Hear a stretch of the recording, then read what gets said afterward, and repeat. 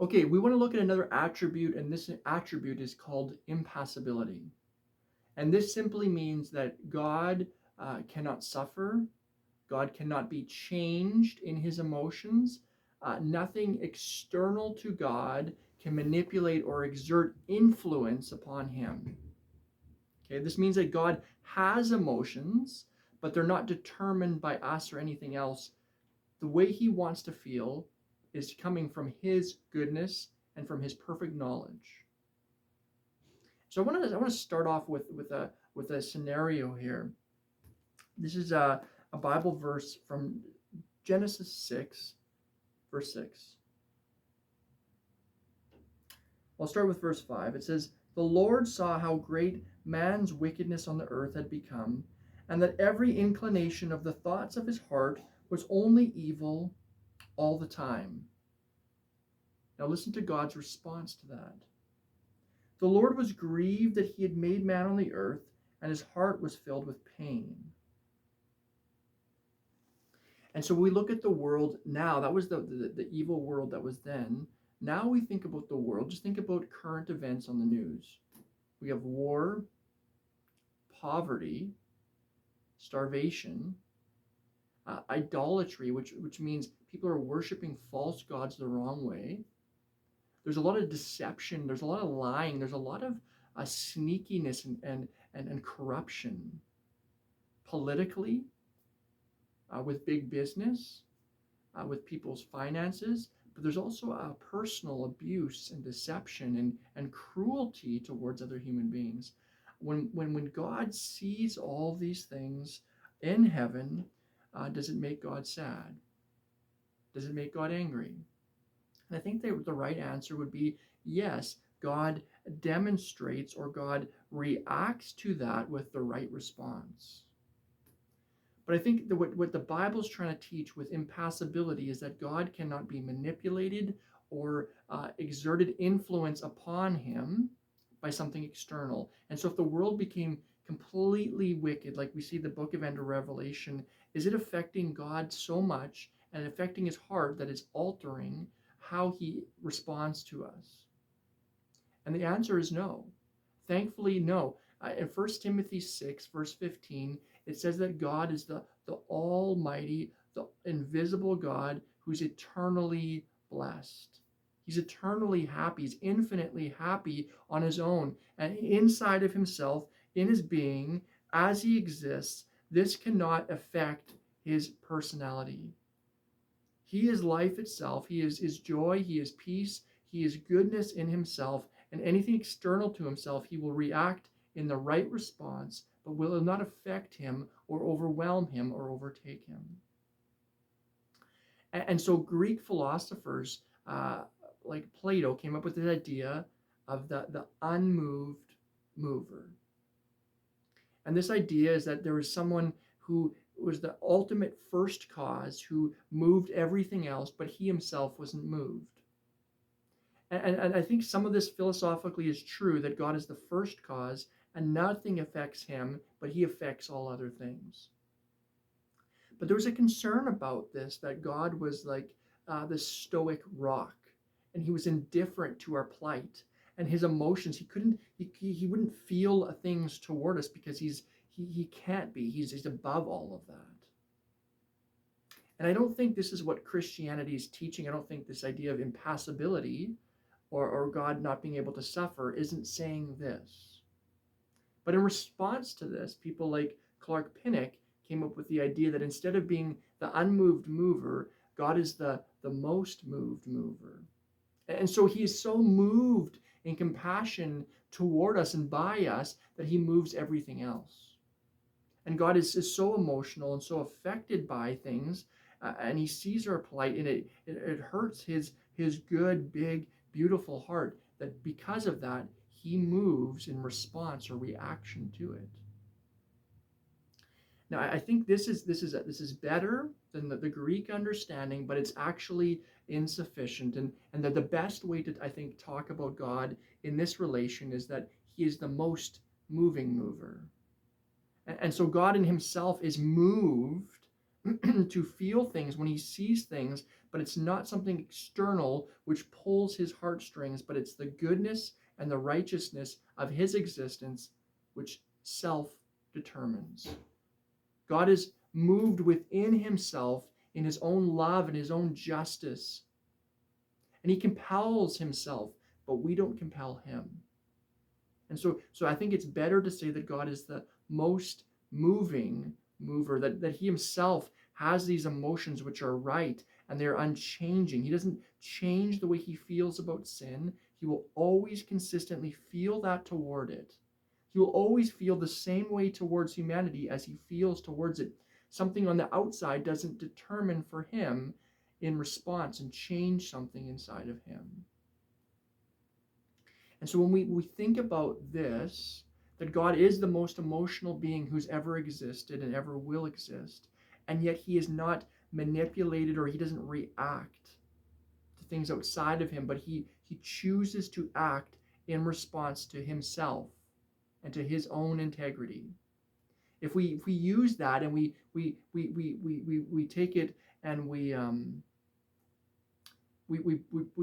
overlap it with the idea of aseity or God's self-sufficiency, the idea that God has no needs, no physical, spiritual, emotional, or relational needs at all, then we see something beautiful about God, something beautifully powerful about God, something that makes us love God.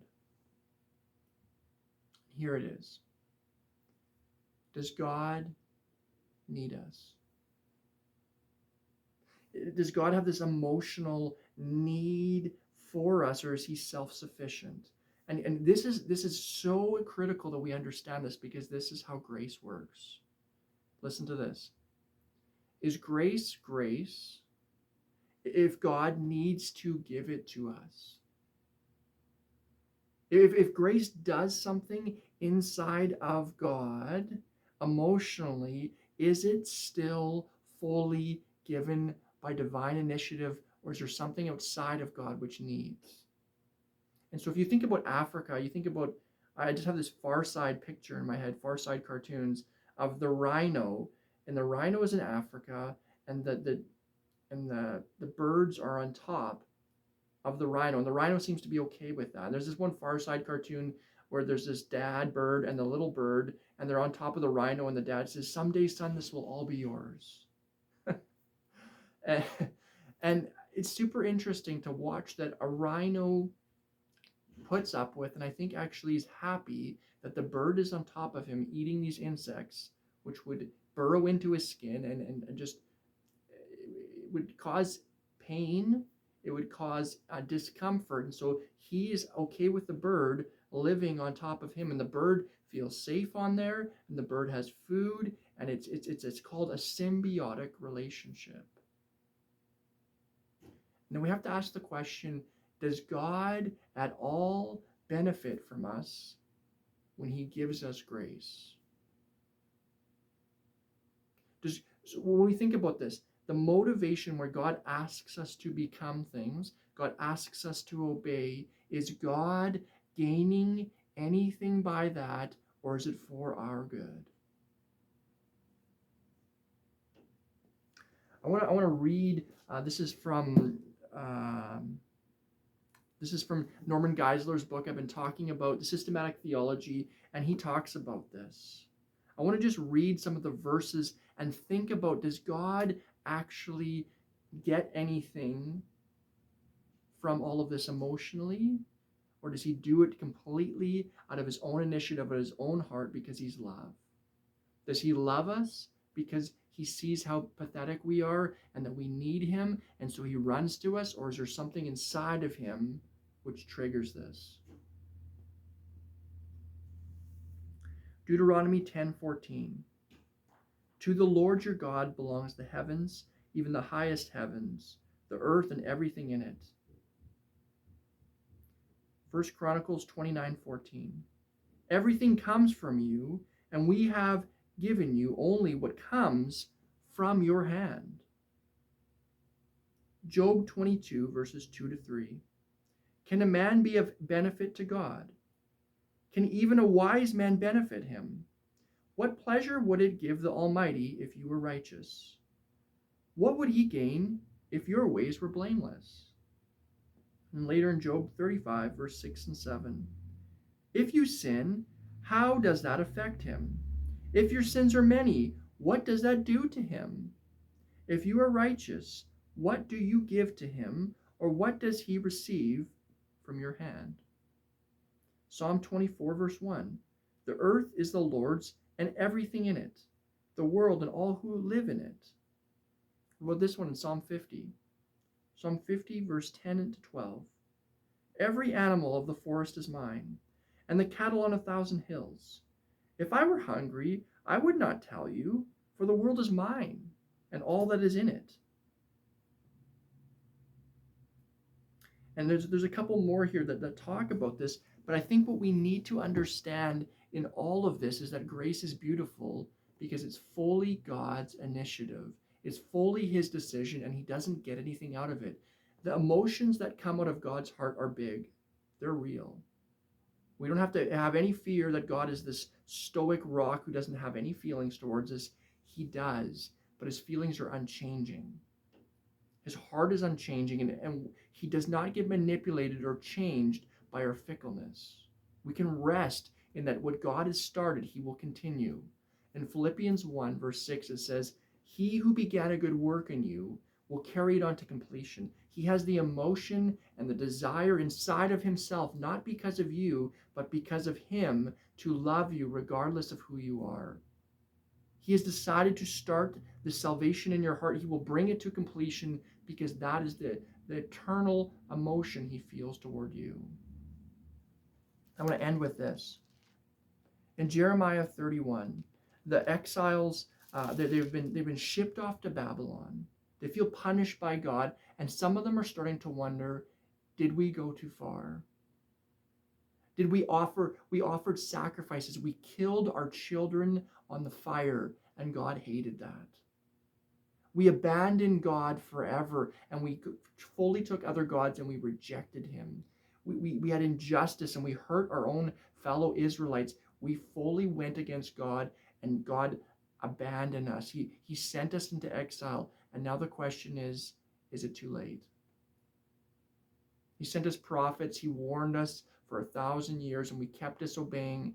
Was this just the last straw that broke the camel's back? This is how we feel when we do bad things, and we wonder, have I gone too far with God? And listen to the beauty in Jeremiah 31. The Lord appeared to us in the past, saying, I have loved you with an everlasting love. My heart, my life, my love for you does not change. I will build you up again, and you will be rebuilt, O Virgin Israel. Again you will take up your tambourines and go out to dance with the joyful. Again you will plant vineyards on the hills of Samaria. The farmers will plant them and enjoy their fruit. And he just keeps going on and on and on like this. He says, I will do these things because I am Israel's father. And I can't remember where it is, but God says, even if a mother could forget her child at the breast and lose its heart, the mother would lose her heart for her child. The emotions would dry up. God saying, I cannot dry up my emotions for you. They are eternally unchanging, and nothing you can do can affect the way I feel about you. This is the impassibility of God, that God chooses to feel things toward us that we cannot decide, react, or change. He, from inside of himself, knows what the right response is in perfect love, and he will do that according to his good wisdom.